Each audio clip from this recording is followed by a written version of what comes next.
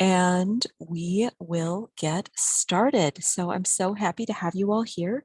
I am Katie Rose McNeely. I'm the Electronic Resources Librarian at Rosalind Franklin University.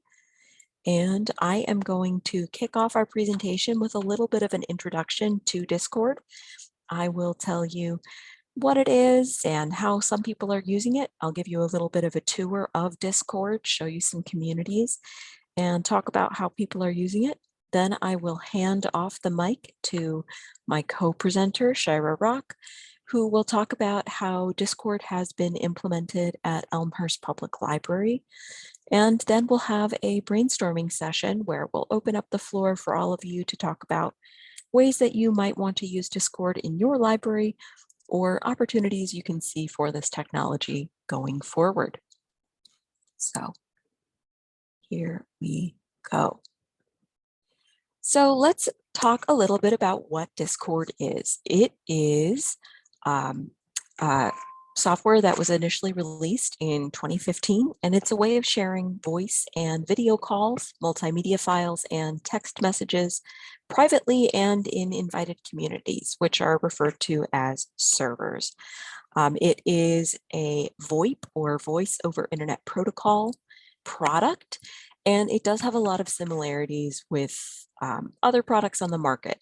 But this one in particular is known for its close ties with Twitch and streaming video game activities. So if you or someone in your life is a big fan of watching video gamers go through different games and talk through their process, you may be familiar with that panel. It's also used by a lot of crafters and artists to kind of have a live stream of projects that they're engaged in that a community can comment on. Discord achieved wider non-gamer awareness during the start of the COVID-19 pandemic, which really hit the fan in the United States in March 2020, as I'm sure we're all aware, but we're still in the midst of it now. And it did get a little bit more of a bump in notoriety when Carrie Smith published an article in American Libraries in June of 2020 called How Libraries Can Use Discord and Twitch. And I do have a link on the slides. I will put that link into the chat once I have stopped my section of the presentation so that you can peruse that at your own leisure. So getting started with Discord is pretty simple. You do need to have internet access, and you'll need to have an email address. You can create your own server, join a public server, or even get an invite to a private server. And these servers can be any number of things. They can be a networking group. They can be, as mentioned before, for online gaming. It could be a fan community, a group project, or you could just use it for direct messaging and even video calls. I know a lot of people have found it to be a more stable platform than Skype or WhatsApp. And so I do know a number of people who use it for that purpose. So I realize this is just kind of a wall of text, and sometimes it makes more sense to get a little bit of experience with Discord. So I'm going to do a short demonstration.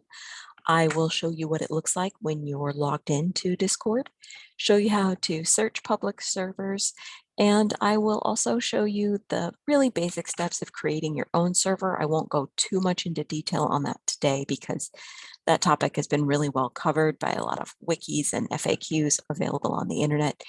And that way we can get to the meat of the presentation, which is talking about practical use in libraries. So I'm going to stop sharing my slides so that I can switch over to Discord. So just let me know in the chat if you are able to see my Discord screen.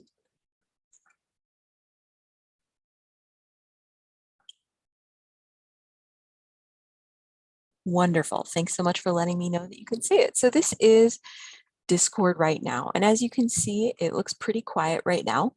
The default display is black with white text. You can just change that way that displays for your own preferences, much like you can with Twitter or even now with Google Docs, changing it so that it's got a light or dark mode You can add friends. You do need to know their Discord tag or username. As you can see down here, mine is Ankle Cemetery, and I'll just copy that in. So you can see that if I were to send a friend request to myself, I would just need to have that username and that little numeric tag at the end. Once you've built a list of friends and contacts, you can see who's online, but you can also see that it's possible to toggle your online status so that you appear invisible or inactive to other users. There are settings that allow people who share a server with you to send a direct message to you without necessarily being on your friends list, which is a nice option for building up networking. So I am going to click on the Explore Public Servers option in the left-hand sidebar. It looks a little bit like a compass. And when you see it here, you can find specific categories as well as communities that are open. This does not show communities that are closed or invite only. So if you've created a Discord group and you want to limit the people who can discover it or find it, that's an option that you can turn on in your settings. But as you can see the featured ones. So there's the gacha game Genshin Impact, which is super popular, but you can also take a look at educational topics. There's a really well-known homework help server or some language servers and virtual study spaces. There are also official servers, which are indicated by a little green check mark to indicate they're verified, that let you examine different browsers or different communities that are associated with a particular website or a particular group of people, such as those who want to build bots that help run your Discord server. But you can also go ahead and search for a specific server. So I'm just going to show you what it looks like. I'm going to look for Epic Gardening, which is a very popular YouTube channel that also has a online server. So I'm in a preview mode right now. I could click to join the server, but you can see that there's a bot, a little robot that will automatically send a message to whoever joins saying, "Welcome to the server. Make sure you read the rules and introduce yourself." And there's a little help thing for any questions. So those are set up to kind of automate the onboarding experience. But let's take a look at some standard rules. And you'll find that it's really easy to create a list of do's and don'ts for making sure that everyone is kind of approaching this community all with the same expectations. So I'm going to hit back and I'll show you one more search option.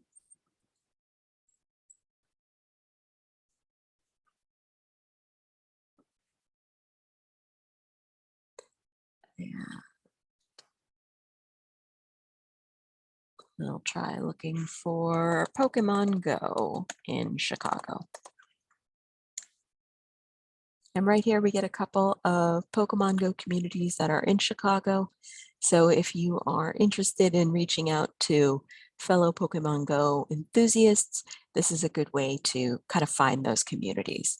But a new feature in Discord is that a lot of schools and clubs are now creating student hubs. So you can join official servers for your particular educational groups. These are not managed by the school, but if there's one that's like loosely affiliated with your school, you should be able to find one. You can see here again in the left-hand sidebar that I do have a server of my own. It's called Pimento. It's an invite-only server for library networking for people who have been involved in the Pimento program.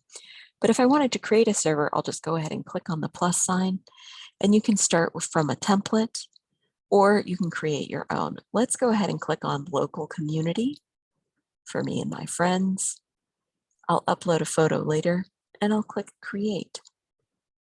And that is pretty much all you need to do. It will automatically create channels for you so that you can set up for onboarding and start texting people. There's also a voice channel section so you can connect, and I'll disconnect so that we don't get any feedback here. But it's really customizable and a lot of fun to work with. You can always close the server later if you decide the purpose has been met. But those are the basics. And again, you can always toggle back and just use it to communicate with individual friends. So that's a real whirlwind tour of Discord. But I will really quickly share that link to the Carrie Smith article into the chat. And then I will broadcast our slides again and hand the mic over to Shira so that Shira is able to talk about Discord in her specific library. So I'm just going to switch over to presentation mode.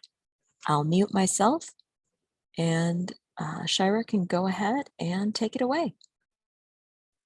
Okay, good morning. I hope everyone can hear me. So my name is Shira. Again, I am with the Elmhurst Public Library, and my official title there is Middle School Services Librarian. So I've been fortunate enough to be able to not only do middle school programming, but also elementary and teen, and I help with the teen librarian. So a few things is I divided my presentation from grade schoolers, middle schoolers, teens, and adults. So we'll talk about just elementary school students.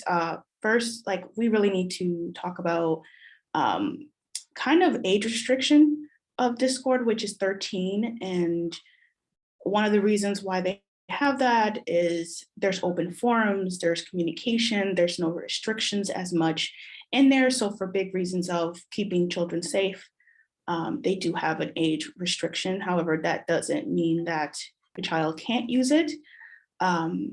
If you want, the parent can create a Discord page, that is fine. And if the child that will be using underneath, if the child is going to be using their account, parents do have some options. They do have some privacy controls there, but not very many. They can limit features like restrict communication from unwanted parties or block certain contact. So there is options for you to do that. Another feature that I just found out recently is called Bark. And it's an app that you can get either in iOS, Android, other online abilities. This one is a little bit more detailed. It actually not only does it include Discord, but some of the other social media sites where it will literally track your child's all of their social media posts and how often they're on it. So if any parent is a little nervous, that is a suggestion that they can do just to make sure that their child is safe. So that's always a great option because I know some parents might not always agree with letting their child get on Discord. Now, so at our library, we realized that, Minecraft is still king. No matter how far you try to do other programming, they will flock for Minecraft. And what's so great about Discord that it makes it possible for the children to be able to talk in real time. If anybody has played Minecraft, you will know that trying to chat and play at the same time is virtually impossible. And it also makes it possible for them to be able to work together and create something. And again, and communicate and really have fun. So we have every so often, like once a quarter, we have something that's called family Minecraft programs. And it's basically, we have about 10 to 15 children that come together and we have a plot of land. And one time we did, build a high riser, build an underground tunnel. One was build an water enclosure. And they were able to create however they wanted within the scope of our topic. And I realized very quickly how even parents started to join us and use their own Minecraft account, which was really kind of cool. And a few dads were like playing with their children and they were communicating with other children while, of course, the librarians were there to monitor to make sure everything was fine. And it went very, very well. Okay, so middle schoolers. I love middle schoolers. However, I'm finding it a little difficult because of some issues that I've been having. Again, age restriction has been number one and very difficult because they don't, let's be honest, middle schoolers really don't want to have to ask permission to use things. And especially now that their parents can monitor their account, they're not feeling really great about that. Um, Another a few other things that I kept coming up. Are they really interested right now in Discord? There might be some, but I feel like teens do tend to flock to Discord. There are other different formats of social media. So again, we mentioned earlier, Twitch, there's also TikTok and other ones. And even if all of those are irrelevant, it's still a big question that we need to ask ourselves is, can we actually legitimately advertise Discord to middle schoolers, even though they're not the age yet? So that becomes a problem. Okay, so now we're going to talk about teens. So if we want to, there you go, thank you. Let's talk about the third place. Like so many teens, it becomes like their third place, which is again, it's just a place that they all ventured into. And it's comparable to like home or school and work. It's someplace where they feel comfortable to interact with each other. And of course, it's still second to texting, but this also does offer way more options to be able to do other things. Now for teens, they love Discord because of the options that they can do. Again, creating the servers to allow them to communicate like audio also offers, they can add articles in, they can separate, there are options of either channels or categories, which I'm still a little confused about them, but trying to get there. It's like they can divide and separate their servers.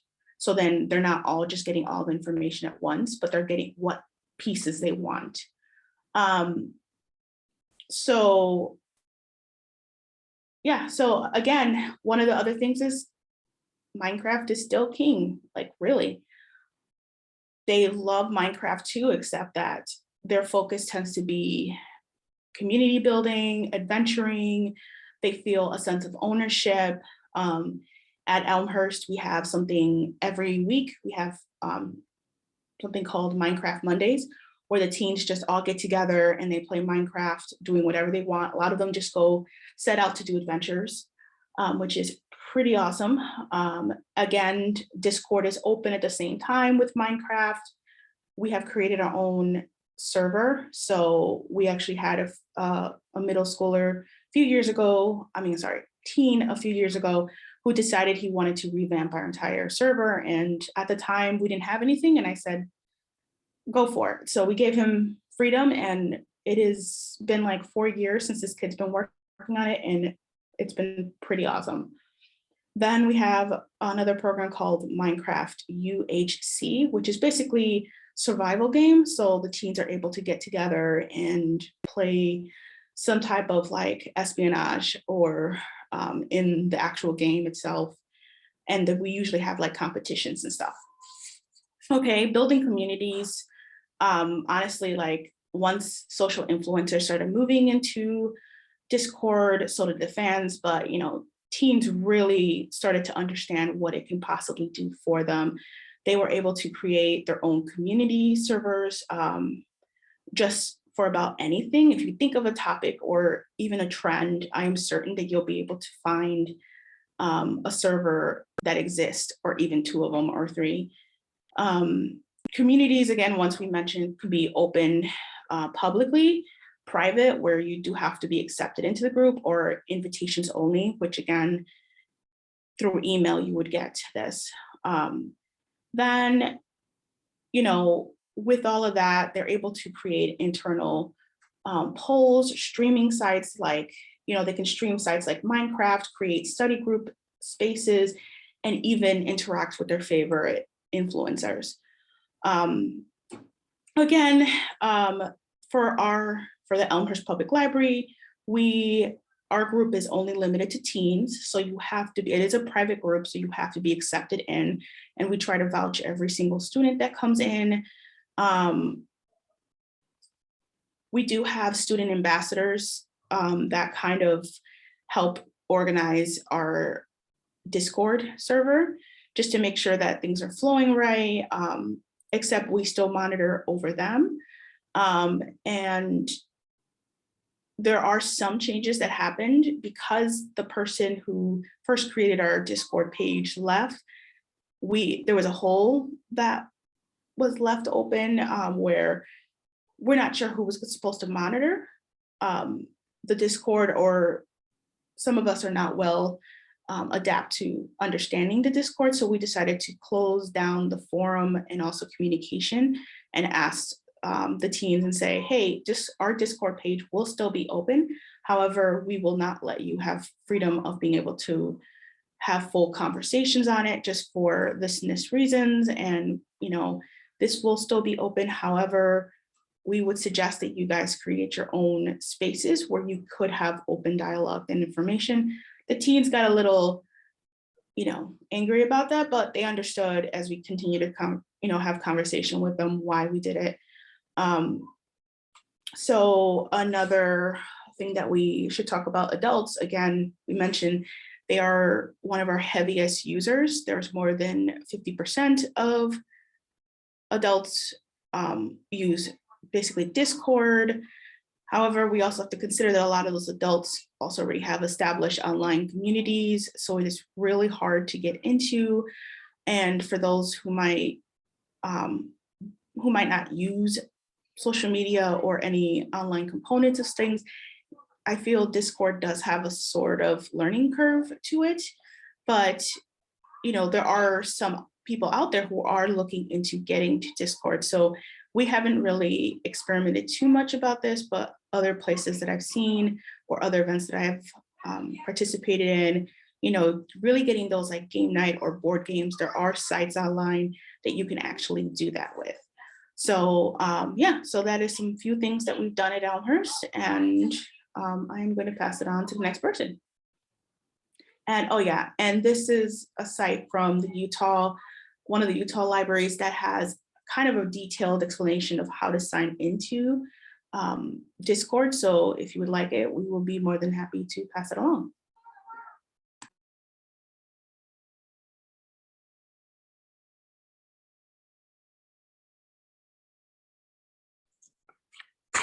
Okay, I am going to pop the link to that Discord toolkit into the chat.